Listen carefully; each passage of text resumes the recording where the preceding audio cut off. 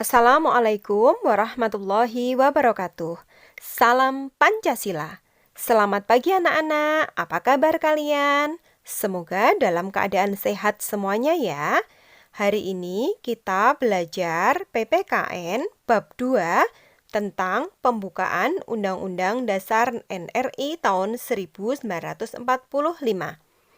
Pada bab ini, kalian akan menganalisis pokok pikiran pembukaan Undang-Undang Dasar, mendeskripsikan arti penting dari pokok pikiran pembukaan Undang-Undang Dasar, serta dapat memperlihatkan sikap dan perilaku yang sesuai dengan nilai yang terkandung dalam pokok pikiran pembukaan Undang-Undang Dasar. Buka buku paket kalian halaman 31 sampai dengan halaman 38 untuk belajar materi ini. Dan kemudian coba buka halaman 32, bacalah isi dari pembukaan Undang-Undang Dasar tahun 1945. Setelah itu, simak materi yang Ibu jelaskan pada berikut ini.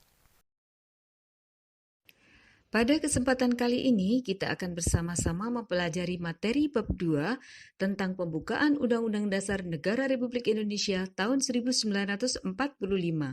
Adapun sub pokok bahasan yang kita bahas adalah makna alinea pembukaan Undang-Undang Dasar 1945.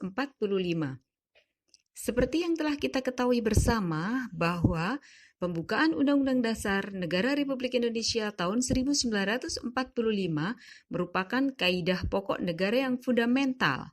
Dengan demikian, pembukaan Undang-Undang Dasar Negara Republik Indonesia tahun 1945 tidak bisa diubah oleh siapapun karena di dalamnya mengandung dasar dan tujuan didirikannya Negara Kesatuan Republik Indonesia. Merubah pembukaan Undang-Undang Dasar Negara Republik Indonesia tahun 1945 sama artinya dengan membubarkan negara.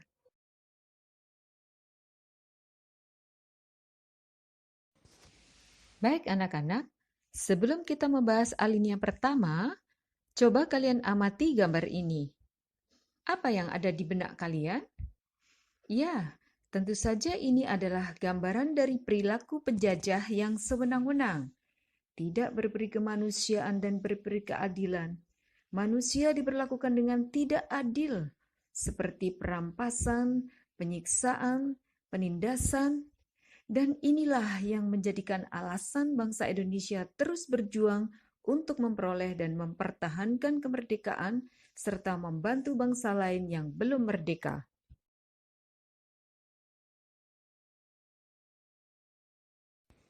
Keinginan bangsa Indonesia itu dituangkan dalam pembukaan Undang-Undang Dasar Negara Republik Indonesia tahun 1945 pada alinea pertama yang menyatakan bahwa sesungguhnya kemerdekaan itu ialah hak segala bangsa dan oleh sebab itu maka penjajahan di atas dunia harus dihapuskan karena tidak sesuai dengan pri kemanusiaan dan pri keadilan. Dalam alinea pertama ini, memuat adanya dalil objektif dan dalil subjektif.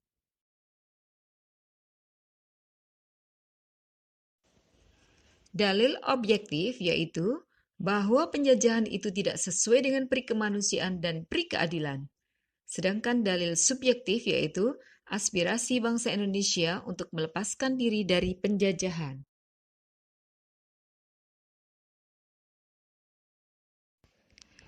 Jadi, alinea pertama pembukaan Undang-Undang Dasar Negara Republik Indonesia tahun 1945 mengamanatkan bahwa bangsa dan negara serta seluruh rakyat Indonesia bertugas dan bertanggung jawab untuk senantiasa melawan penjajahan dalam segala bentuknya, menentang setiap bentuk yang memiliki sifat penjajah dalam segala aspek kehidupan, baik penjajahan antar bangsa, juga antar manusia, karena sifat penjajahan itu bisa saja ada dalam diri manusia.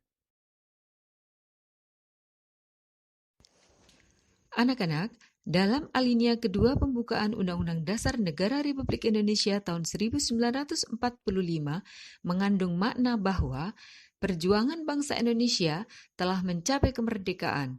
Kemerdekaan yang diraih harus mampu mengantarkan rakyat Indonesia menuju cita-cita nasional, yaitu negara yang merdeka, bersatu, berdaulat, adil, dan makmur. Merdeka berarti negara terbebas dari penjajahan bangsa lain. Bersatu berarti bangsa Indonesia menghendaki bersatu dalam negara kesatuan Republik Indonesia. Berdaulat berarti bangsa Indonesia bebas menentukan arah dan kebijakan bangsa tanpa campur tangan negara lain. Adil mengandung arti bahwa bangsa Indonesia menegakkan keadilan bagi warga negaranya dalam berbagai aspek kehidupan, baik politik, ekonomi, sosial, budaya, dan pertahanan keamanan. Makmur berarti bahwa negara Indonesia menghendaki mewujudkan kemakmuran dan kesejahteraan warga negaranya, baik material maupun spiritual.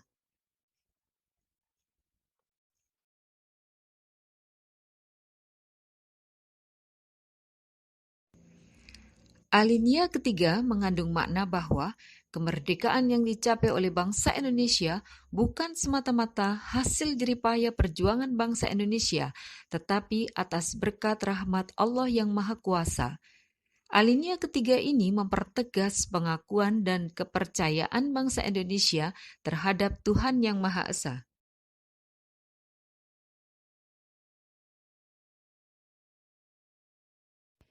Alinea keempat memuat prinsip-prinsip negara Indonesia, yaitu memuat tujuan negara yang akan diwujudkan oleh pemerintah negara, yaitu melindungi segenap bangsa Indonesia dan seluruh tumpah darah Indonesia, memajukan kesejahteraan umum, mencerdaskan kehidupan bangsa, dan ikut melaksanakan ketertiban dunia yang berdasarkan kemerdekaan, perdamaian abadi, dan keadilan sosial.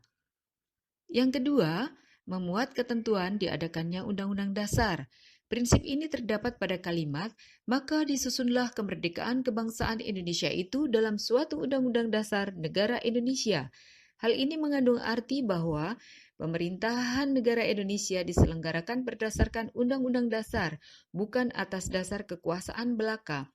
Kehendak ini menegaskan prinsip Indonesia sebagai negara hukum. Yang ketiga adalah prinsip pembentukan negara, termuat dengan kalimat yang terbentuk dalam suatu susunan negara Republik Indonesia yang berkedaulatan rakyat. Jadi, bentuk pemerintahan negara Indonesia adalah republik, yang pemerintahannya dipilih oleh rakyat. Bentuk pemerintahan ini sejalan dengan kedaulatan rakyat yang bermakna bahwa kekuasaan tertinggi dalam suatu negara dipegang oleh rakyat. Yang keempat, pada alinea keempat ini memuat dasar negara Pancasila. Dengan dicantumkannya rumusan Pancasila dalam pembukaan Undang-Undang Dasar Negara Republik Indonesia tahun 1945, secara yuridis konstitusional, Pancasila sah berlaku serta mengikat seluruh lembaga negara, lembaga masyarakat, dan setiap warga negara.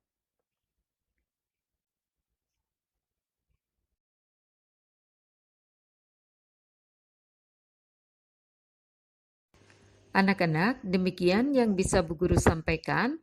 Terima kasih dan sampai jumpa di pertemuan berikutnya. Wassalamualaikum warahmatullahi wabarakatuh.